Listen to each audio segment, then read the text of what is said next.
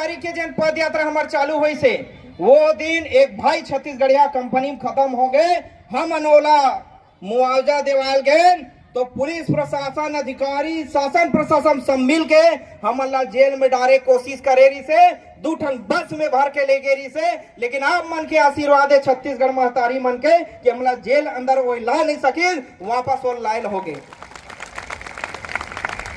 अब आपला बताना चाहता हूं हमारे मंच में बोलथन आज छत्तीसगढ़िया बल लड़े 50,000 रुपये मुआवजा।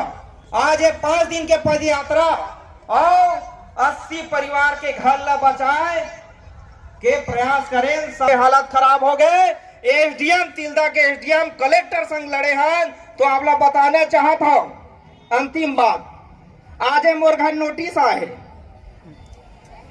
नोटिस भेजे है तहसीलदार योगेश साहू अतिक्रमण कर रहा है कि नोटिस भेजे आज। अब देखो कब का हालत खराब हुआ थे, सोच में नहीं लड़ सका थे तो कहीं कहीं दबाव डाला थे। मैं पता लगाए नोटिस ला कौन दे, तब मालूम चला थे ऊपर से एसडीएम से आए हैं।